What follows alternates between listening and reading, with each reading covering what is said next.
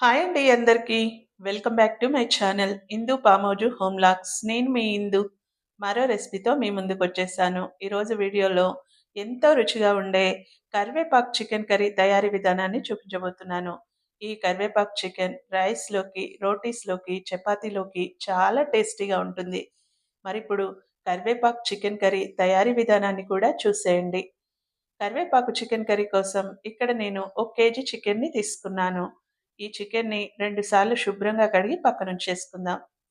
KG chicken కోసం ఒక పెద్ద కప్పు కరివేపాకుని తీసుకున్నాను. ఈ కప్పు కరివేపాకు కేజీ చికెన్‌కి పర్ఫెక్ట్‌గా సరిపోతుంది.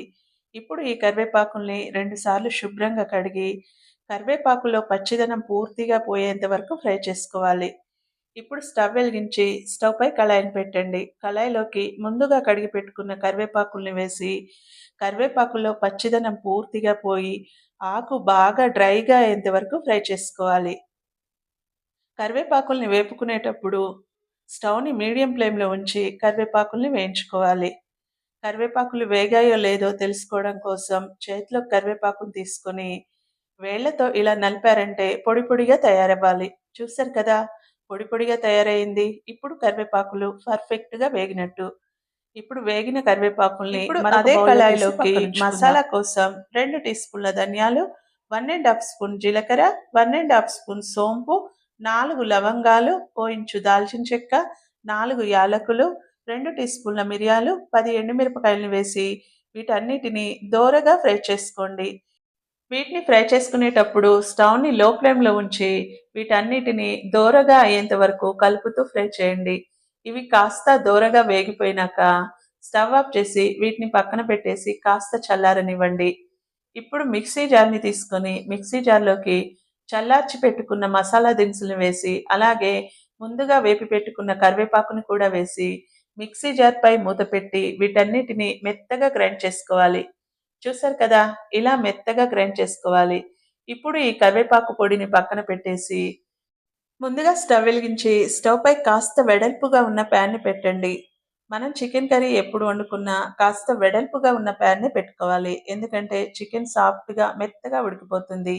చికెన్‌ని కలుపుకునేటప్పుడు ముక్కలు విరిగిపోతూ ఉంటాయి. అందుకనే వెడల్పుగా ఉన్న ప్యాన్‌ని పెట్టుకుంటే కలుపుకునేటప్పుడు ఈజీగా కలుపుకోవచ్చు. ముక్క కూడా విరిగిపోకుండా ఉంటుంది.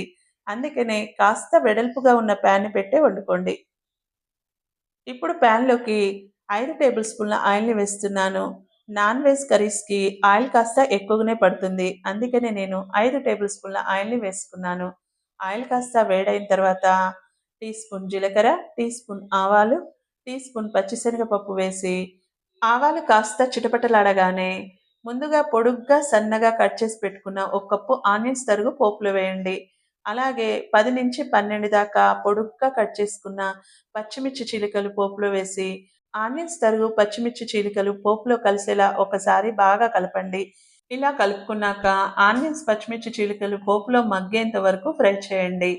ఆనియన్స్, పచ్చిమిర్చి చీలికలు పోపులో చక్కగా మగ్గిన తర్వాత 2 టీ స్పూన్ల అల్లాన్ని వేసి ఒకసారి బాగా కలిపి, ఇప్పుడు ఈ అల్లం పచ్చివాసన పోయేంత వరకు ఫ్రై చేసుకోండి. అల్లం పచ్చివాసన పోయిన తర్వాత ముందుగా పొడుగ్గా సన్నగా కట్ చేసి పెట్టుకున్న కప్పు టమాటా తరుగు పోపులో వేసి ఒకసారి బాగా కలిపి, ఇప్పుడు టమాటా తరుగు కూడా సాఫ్ట్‌గా ఉడికి ఆయిల్ సెపరేట్ అయ్యేంత వరకు మరో 2 నిమిషాల పాటు ఉడికించుకోండి. 2 నిమిషాల తర్వాత టమాటా తరుగు చక్కగా ఉడికిపోయి ఆయిల్ సెపరేట్ అయింది.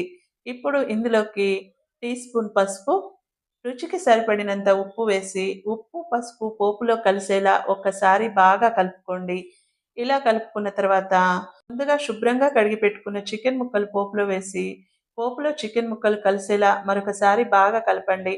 ఇలా కలుపుకున్న తర్వాత పాన్ పై మూత పెట్టి మంటని మీడియం ఫ్లేమ్‌లో ఉంచి చికెన్‌లో వాటర్ మొత్తం ఇంకిపోయి ఆయిల్ సెపరేట్ అయ్యేంత వరకు ఈ చికెన్‌ని మధ్య మధ్యలో కలుపుతూ మరో 3 నిమిషాల పాటు ఉడికించుకోండి.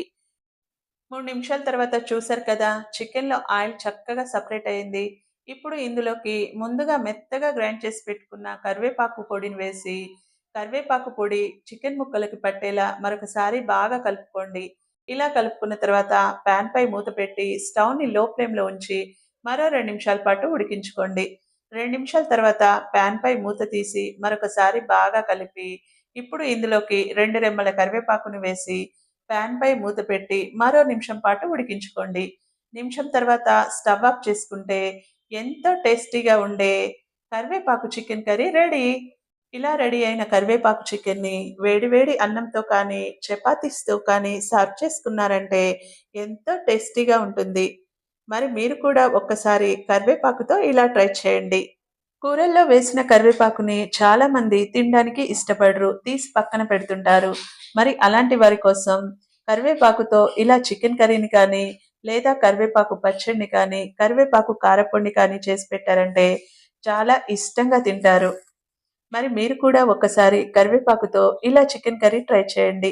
ట్రై చేశాక ఎలా వచ్చిందో కామెంట్స్ ద్వారా తెలపండి.